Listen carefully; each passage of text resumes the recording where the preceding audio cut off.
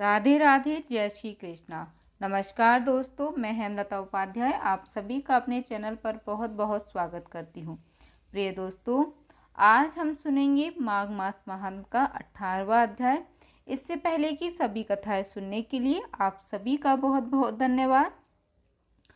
श्री वशिष्ठ ऋषि कहने लगे कि हे राजन, मैंने दत्तात्रेय जी द्वारा कहा माघ मास महात्म कहा, अब माघ मास के स्नान का फल सुनो। हे परतंत्व, माघ स्नान सब यज्ञों, व्रतों का और तपों का फल देने वाला है। माघ मास में स्नान करने वाले स्वयं तो स्वर्ग में जाते ही हैं, उनके माता और पिता दोनों के कुलों को भी स्वर्ग प्राप्त होता है।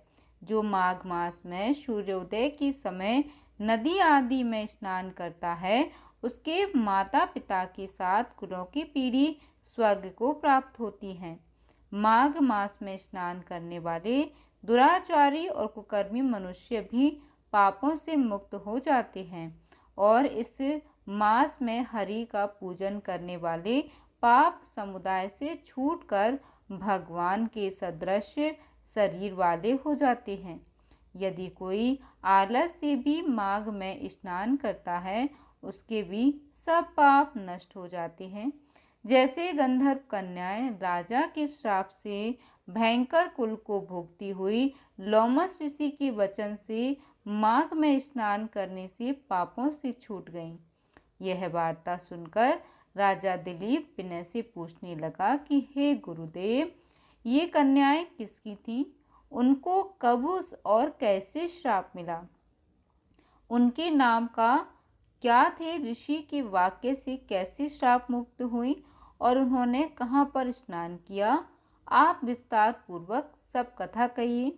वशिष्ठ जी कहने लगे, हे राजा, जैसे अग्नि से स्वयं अग्नि उत्पन्न होती है, वैसे ही यह कथा धर्म और सनातन उत्पन्न करती है।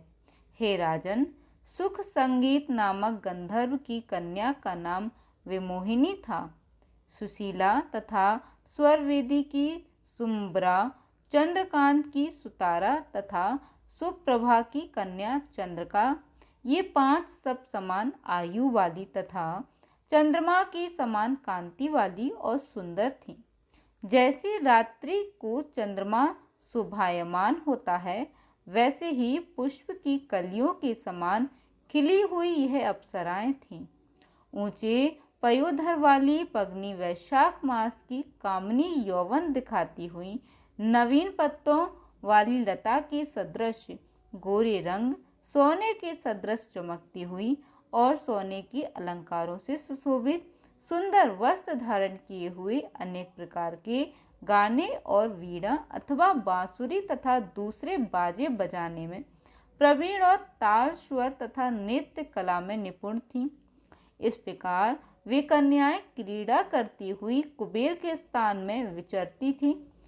एक समय कौतुकवश माघ मास में एक वन में दूसरे वन में विचरती हुई मंदिर के पुष्प तोड़कर सरोवर पर गौरी पूजा के लिए गईं।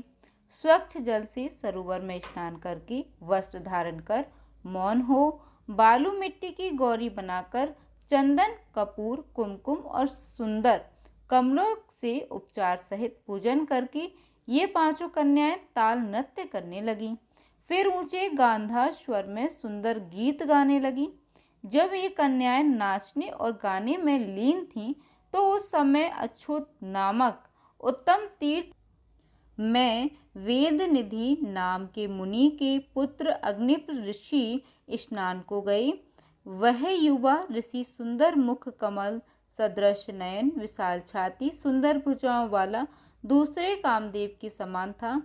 शिखा सहित दंड लिए, मृग चर्म ओढ़े, यज्ञोपवीत धारण, उसको देखकर 5 कन्याएं मुग्ध हो गईं और उसका रूप व यौवन देखकर कामदेव से पीड़ित हो देखो देखो ऐसा कहती हुई उस ब्राह्मण के चित्त में कामदेव का डर उत्पन्न करने लगी और आपस में विचार करने लगी कि यह कौन है। रति रहित होने पर से कामदेव नहीं है और एक होने से अश्विनी कुमार नहीं। यह कोई गंधर्व या किन्नर या कामरूप धारण कर कोई सिद्ध या किसी ऋषि का श्रेष्ठ पुत्र या मनुष्य है। कोई भी हो, ब्रह्मा जी ने इसको हमारे लिए बनाया है। जैसे पूर्व कर्म के प्रभाव से संपत्ति प्राप्त होती है, वैसे ही गौरी जी ने हम कुमारियों के लिए श्रेष्ठ वर दिया है। और आपस में यह तुम्हारा है वर है या मेरा अथवा सबका, ऐसा कहने लगी। जिस समय उस ऋषि पुत्र ने अपनी मध्याह्न की क्रिया करके ऐसी वचन सुने तो वह सोचने लगा कि यह तो बहुत ही बड़ी समस्या उत्पन्न हो गई। ब्रह्मा विष्णु महेश आदि देवता तथा बड़े योगेश्वर भी स्त्रियों के भ्रम जाल में मोहित हो गए हैं। इनका तीक्ष्ण बाणों से किसका मनरूपी हिरण घायल नहीं हो सकता। जब तक नीति और बुद्धि रहती है तब तक पाप से भय रहता है। जब तक कि गंभीरता रहित है, यम विधि का पालन होता है, तब तक मनुष्य स्त्रियों के कामरूपी बाणों से बींधा नहीं जाता।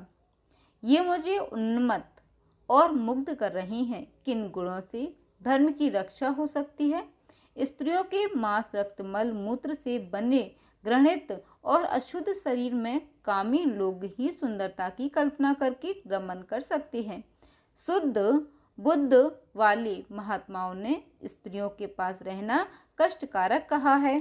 सो जब तक यह पास आए घर चले जाना चाहिए। अतः जब तक वह उसके पास आई, वह योग बल के द्वारा अंतर्ध्यान हो गया।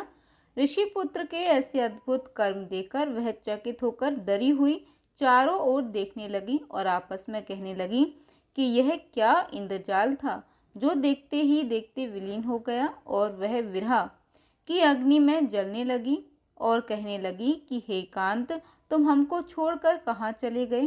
क्या तुमको ब्रह्मा ने हमको वृह रूपी अग्नि में जलाने के लिए बनाया था?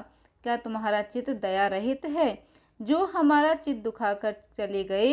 क्या तुमको हमारा विश्वास नहीं? क्या तुम कोई मायावी हो? बिना किसी अपराध के हम लोगों पर क्यों क्रोध करते हो? तुम्हारे बिना हम नहीं जिएंगे। जहाँ पर आप गए हो हमें शीघ्र ले चलो, हमारा संताप हरो और हमें दर्शन दो। सज्जन लोग किसी का नाश नहीं देखते। प्रिय दोस्तों, इसके आगे का वृत्तांत क्या है ये हम अगले अध्याय में सुनेंगे। आज की कथा में बस इतना ही। कथा सुनने के लिए आप सभी का बहुत बहुत धन्यवाद। जय माता दी दोस्तों, धन्यवाद।